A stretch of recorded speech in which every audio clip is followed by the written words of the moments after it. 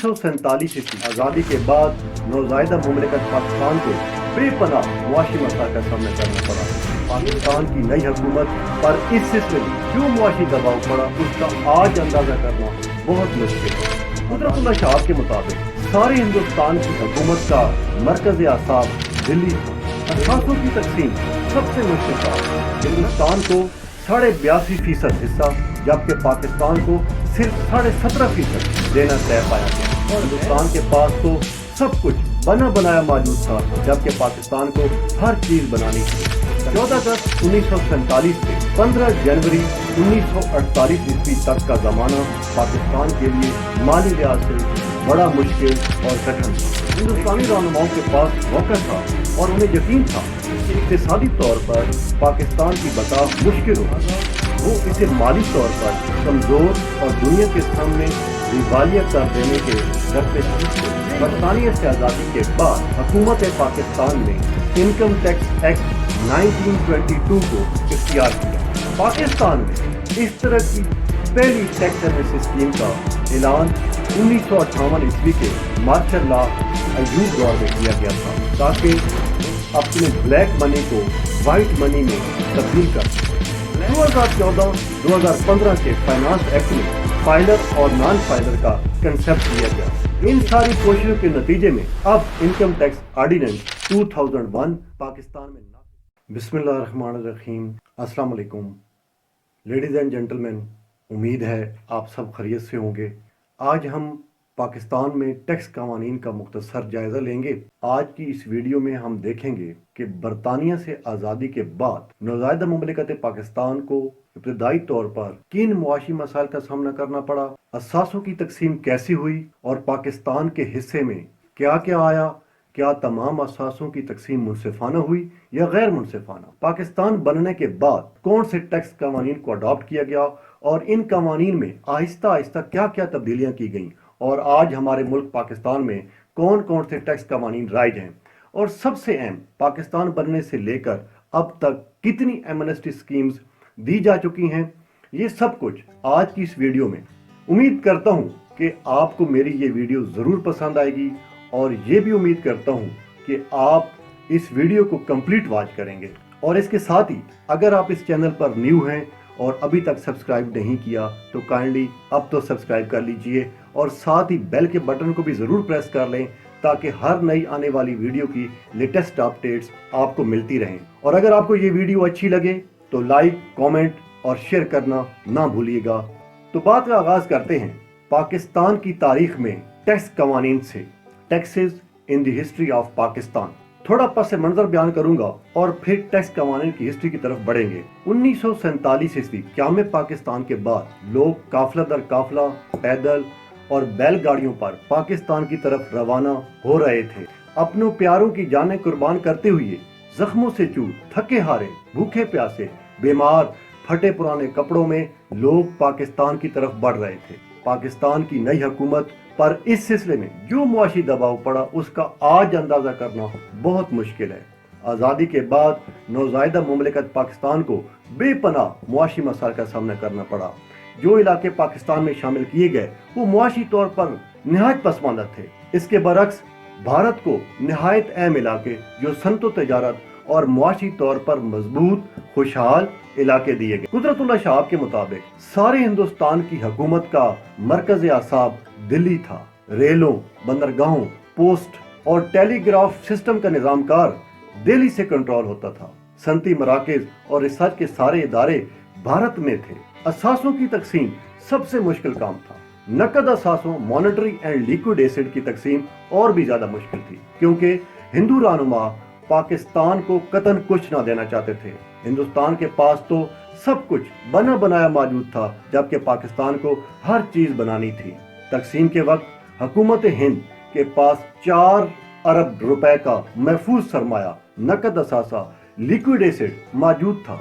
पाकिस्तान ने इसमें सिर्फ 1/4 यानी 1 अरब रुपए का मुतालबा किया, लेकिन इस मुतालबे को हिंदू रहनुमाओं ने मानने से इनकार कर दिया और काफी मुज़ाकरात और बहस तमीज़ के बाद ہندوستان کو 82.5% حصہ جبکہ پاکستان کو صرف 17.5% دینا طے پایا گیا اور غیر ادا شدہ قرضوں کا بھی اتنا ہی حصہ ادا کرنے کا ذمہ دار ٹھہرایا۔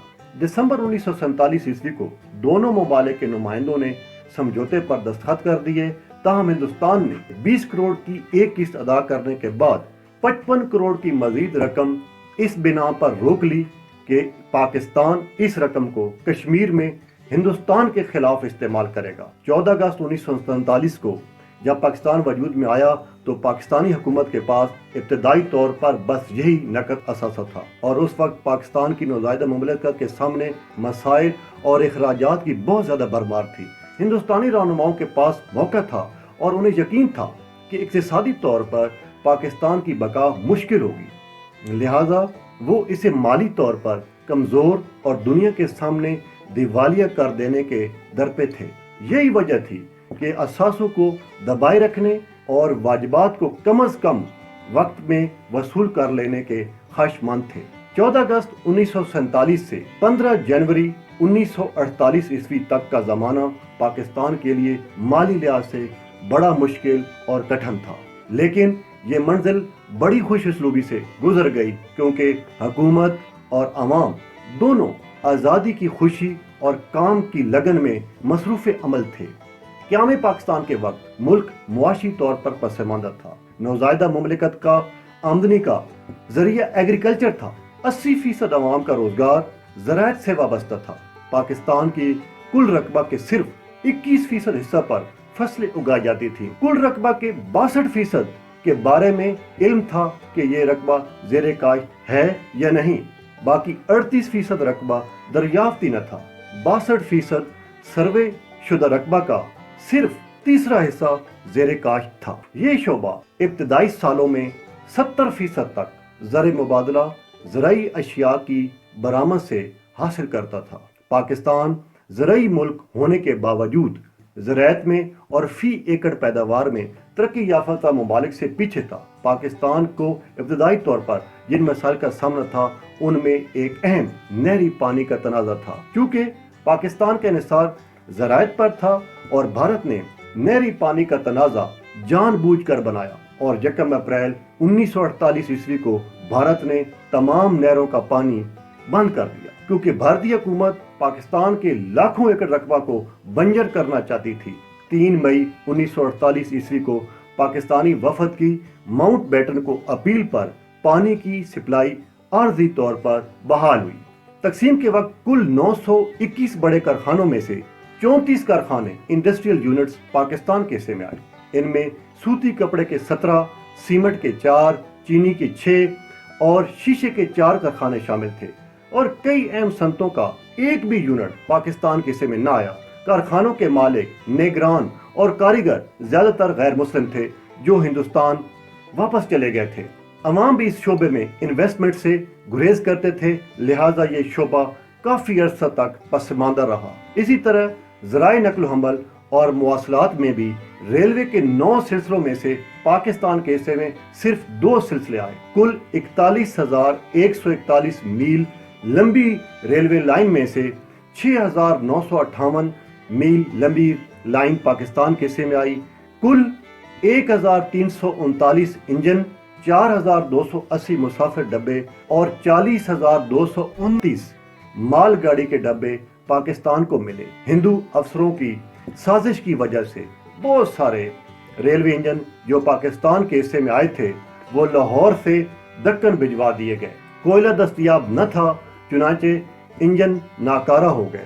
دوسری جنگ عظیم میں بھی اور بعد میں بھی مسلسل یہی ریلوے انجن چلتے رہے جس کی وجہ سے ناکارہ ہو چکے تھے۔ پاکستان میں کچی پکی سڑکوں کی کل لمبائی 14,000 میل تھی۔ کئی صوبوں میں سڑکیں نہ ہونے کے برابر تھیں۔ پاکستان بننے کے ابتدائی 2 سالوں میں 7.5 کروڑ آبادی کے لیے صرف 6,474 پوسٹ آفس، 242 ٹیلی فون ایکسچینج اور 15,283 ٹیلی فون تھے۔ ملک میں صرف 3 ریڈیو اسٹیشن لاہور، ڈھاکہ اور پشاور میں تھے۔ قیام پاکستان کے وقت کل 38 بینک تھے جن کا پورے ملک میں 195 ब्रांचेस का नेटवर्क था। इन बैंकों में 4 बैंक पाकिस्तानी थे, बाकी सब फॉरेन बैंक थे।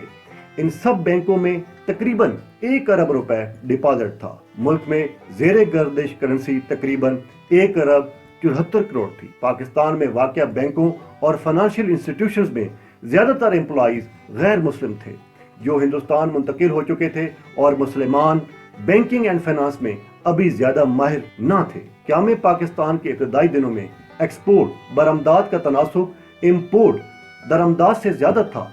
एक्सपोर्ट में ज्यादातर ज़राई खाम अशिया शामिल थीं। ताहम खाम माल एक्सपोर्ट करना किसी भी मुल्क के लिए मुफीद नहीं होता। पाकिस्तान की एक्सपोर्ट की मालियत तकरीबन 72 करोड़ रुपए जबकि इंपोर्ट की मालियत 27 करोड़ रुपए थी। फीकस आमदनी सिर्फ 311 रुपए सालाना थी।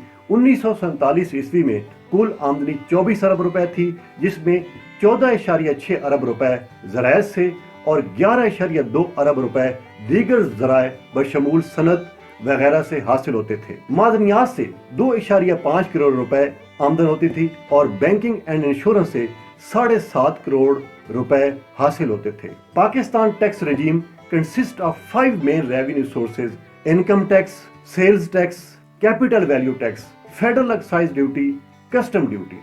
14 अगस्त 1947 को बरतानिया से आज़ादी के बाद हुकूमत पाकिस्तान ने इनकम टैक्स एक्ट 1922 को इख्तियार किया। एक्ट की दफात को खसूसी इलाकों स्पेशल एरियाज के अलावा पूरे पाकिस्तान में एक्सटेंड किया गया। जून 1958 में 1958 में टैक्स इंक्वायरी कमेटी तश्कील दी गई। इस कमेटी में ऑफिशियल्स के अलावा ट्रेड एंड कॉमर्स के नुमाइंदों को भी बतौर मेंबर शामिल किया गया। इस कमेटी ने तवील गौर व फिक्र के बाद अपनी reports central board of revenue को पेश की। कमेटी की कुछ सिफारिशात को हुकूमत ने कबूल कर लिया और इन सिफारिशात के मुताबिक इनकम टैक्स एक्ट 1922 में कुछ तरामीम की गई। 1959 में रजिस्टर्ड फर्मों और कंपनियों के अलावा तमाम अफराद की आमदनी पर सुपर टैक्स खत्म कर दिया गया। हर स्लैब की शरह रेट्स आमदनी के हिसाब से परसेंटेज फीसद के तौर पर जाहिर की गई। 1960 में माली साल फाइनेंशियल ईयर्स की मुद्दत में तब्दीली हुई जो 1 जुलाई को शुरू होने और 30 जून को इख्तिताम पजीर होना करार पाया। ये पहले 1 अप्रैल को शुरू होता था और 31 मार्च को खत्म होता था। इनकम टैक्स एक्ट और तरीकाकार को आसान बनाने के लिए CBR के जरिए 1961 में इनकम टैक्स कमेटी तश्कील दी गई। 1965 में सेल्फ असेसमेंट स्कीम मुतारिफ करवाई गई। इनकम टैक्स एक्ट 1922 57 साल 1979 तक जारी रहा। इस अरसे के दौरान असल एक्ट में 1922 से 1979 के दरमियान बहुत सारी तरामीम की गईं, जबकि कानून साजी के जरिए 71 तरमीमी कार्रवाइयों को मंजूर किया गया था।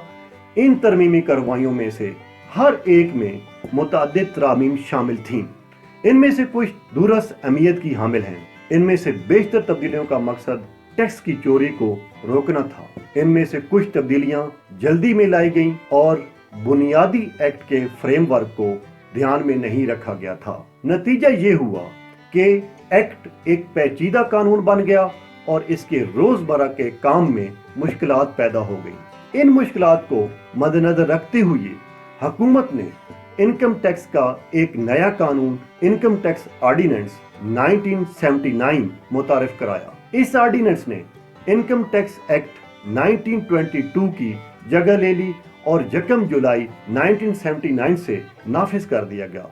इस ऑर्डिनेंस में सेल्फ असेसमेंट स्कीम खुद तशखीस स्कीम को मजीद वसी बुनियादों पर बेहतर बनाया गया। तहम इस ऑर्डिनेंस के नफाज के बाद भी कानून को बेहतर बनाने का काम जारी रहा। 1985 में 1985 में हुकूमत ने मुल्क में टैक्सों के मौजूदा ढांचे को बेहतर बनाने के तरीके और ज़राए तजवीज़ करने के लिए सेनेट और कौमी असम्बली के मेंबरान, आला सरकारी अहदेदारों और नामवर सनतकारों पर मुश्तमिल एक कौमी टैक्स इस्तिलाहात commission national tax reforms commission तश्कील दिया। कमीशन के चंद अहम मकासद ये थे: number 1, review and evaluate the existing tax structure system and suggest reforms.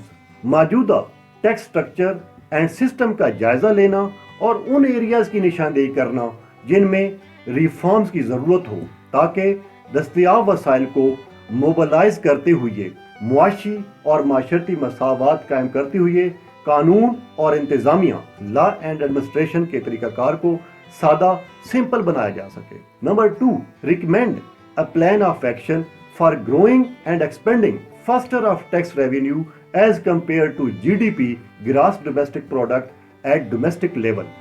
Tax revenue को डोमेस्टिक लेवल पर GDP ग्रास डोमेस्टिक प्रोडक्ट के मुकाबले में बढ़ाने और टैक्सों की महसूलात में तेजी से इजाफे के लिए प्लान ऑफ एक्शन लाए अमल की सिफारिश करना।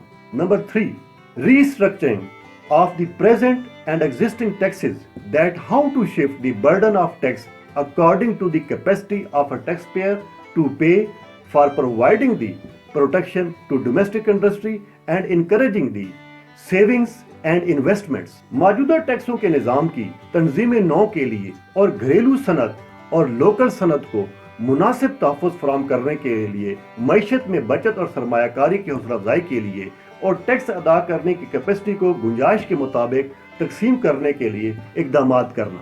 Number 4, propose a new integrated tax system with a sound judicious taxes. एक ऐसा टैक्स का निज़ाम पेश करना जिसमें तमाम किस्म के टैक्सों, डायरेक्ट एंड इनडायरेक्ट के माबैन मुनासिब तवाज़ुन और टैरिफ के रिफॉर्म के साथ ऐशो आराम की चीज़ों पर टैक्स लगाने और अवामी खिदमात पर सारिफ को मद्देनजर रखते हुए खसूसी तवज्जो के साथ एक नया मरबूत टैक्स का निज़ाम इंटीग्रेटेड टैक्स सिस्टम तजवीज़ करना।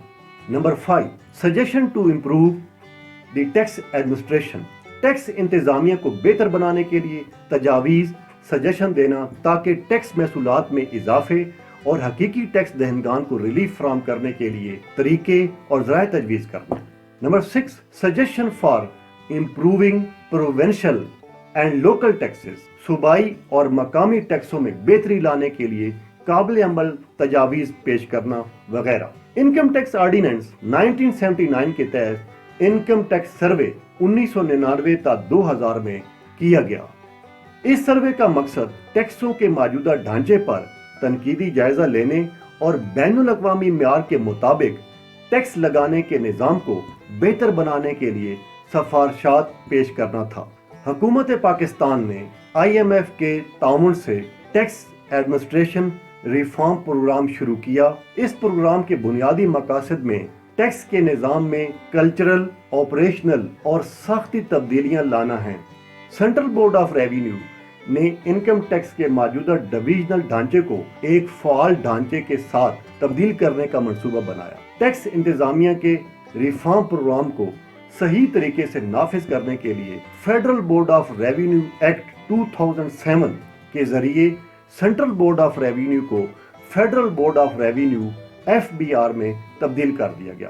4 large tax payer units LTU Karachi 1, Karachi 2, Lahore और इस्लामाबाद में एस्टेब्लिश किए गए। बड़े शहरों में मीडियम टैक्स पेयर यूनिट्स को 19 रीजनल टैक्स ऑफिस RTO जैसे पेशावर, एबटाबाद, रावलपिंडी, फैसलाबाद, हैदराबाद, सक्खर, लाहौर 2, गुजरावाला, सियालकोट, मुल्तान, कराची 3, क्वेटा, इस्लामाबाद, सरगोदा, बहावलपुर और साहिवाल में तब्दील किया गया।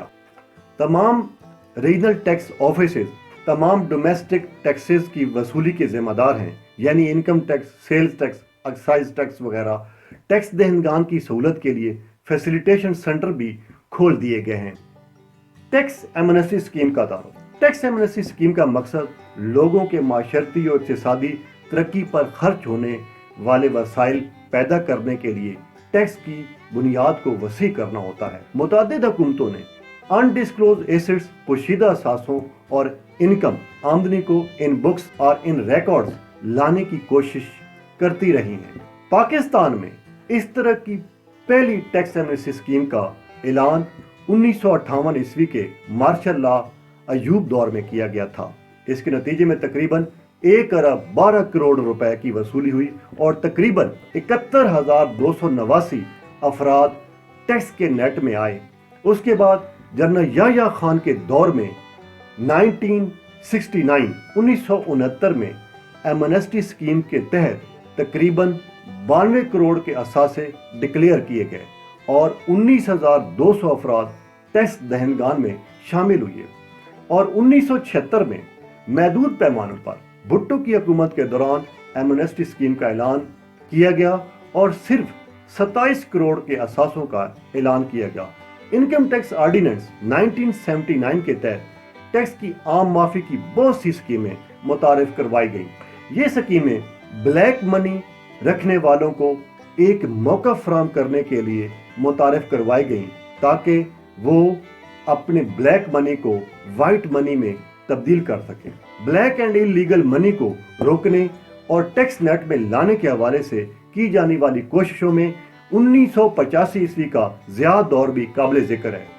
1997 میں مسلم لیگ نون کی حکومت میں ایمنسٹی اسکیم میں صرف 14 کروڑ 10 لاکھ روپے کے اثاثوں میں اضافہ ہوا۔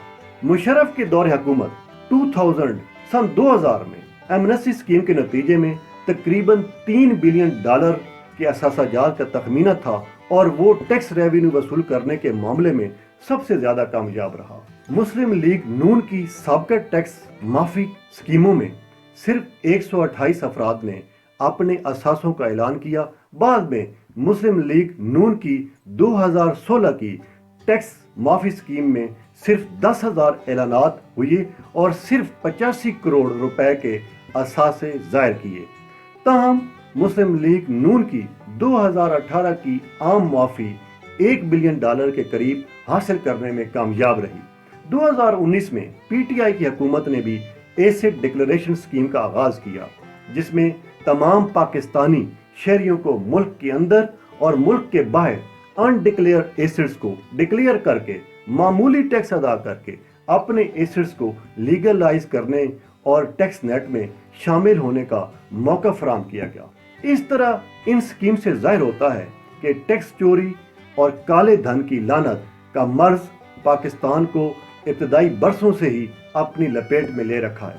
2014-2015 کے فائنانس ایکٹ میں فائلر اور نان فائلر کا کنسپٹ دیا گیا، جو کہ سیکشن 223A کے تحت filer means a tax payer whose name appears in the active taxpayers list issued by the board from time to time or is holders of taxpayers card، اور section 235C کے تحت non filer means a person who is not a filer۔ Filer اور non filers کے مابین فرق کیا گیا اور جہاں فائلر کو ود ہولڈنگ ٹیکس کی شرحوں میں رعایت دی گئی، وہیں نان فائلر پر کاروبار کرنے کی لاگت میں اضافہ کرنے کے لیے ود ہولڈنگ ٹیکس ریٹس کی اعلیٰ شرح عائد کی گئی۔ اس کے مطابق گاڑیوں کے اندراج یا خریداری، وہیکل رجسٹریشن اور پرچیز، ڈیویڈنڈ، انٹرسٹ، نقد رقم نکالنے، کیش وڈرال اور غیر منقولہ جائیداد کی خرید و فروخت، purchase and sale of immovable property کے سلسلے میں نان فائلرز پر ود ہولڈنگ ٹیکس کی اعلیٰ شرح عائد کی گئیں۔ Filer and non filer clauses 23A and 35C omitted by Finance Act 2019۔ Filer اور نان فائلر کی کلازز کو 2019 کے فائنانس ایکٹ میں omit کر دیا گیا اور کلاز 1A کو ایڈ کیا گیا۔ Active tax payer list inserted by finance act 2019۔ Income tax ordinance 2001 کے جاری ہونے سے پہلے انکم ٹیکس آرڈیننس 1979 30 جون 2002 تک تقریباً 22 سال تک نافذ رہا۔ ان ساری کوششوں کے نتیجے میں اب انکم ٹیکس آرڈیننس 2001 پاکستان میں نافذ ہے۔ IMF اور ورلڈ بینک کی طرف سے مسلسل تنقید کی جا رہی تھی کہ ملک کے موجودہ انکم ٹیکس قوانین کو بین الاقوامی معیار کے مطابق نہیں رکھا گیا۔ حکومت پاکستان نے IMF کی ہدایت پر اور IMF کے ساتھ لون پروگرام کی پیشگی شرائط کے طور پر انکم ٹیکس کا ایک نیا قانون انکم ٹیکس آرڈیننس 2001 پیش کیا۔ یہ آرڈیننس 13 سپٹمبر 2001 کو 2001 کو جنرل پرویز مشرف کی حکومت نے نافذ کیا تھا۔ وفاقی حکومت نے نوٹیفیکیشن نمبر SRO 381/1/2002 के जरिए मोरखा 15 जून 2002 को ऐलान किया कि इनकम टैक्स ऑर्डिनेंस 2001 जुलाई 2002 के पहले दिन से नाफिज होगा। इनकम टैक्स ऑर्डिनेंस 2001 के सेक्शन 237 के तहत FBR ने इनकम टैक्स कवानीन की इम्प्लीमेंटेशन एंड एक्सप्लेनेशन के लिए इनकम टैक्स रूल्स 2002 को बनाया। ये कवायद 1 जुलाई 2002 को पाकिस्तान के गैर मामूली गजट में शाया हुई है।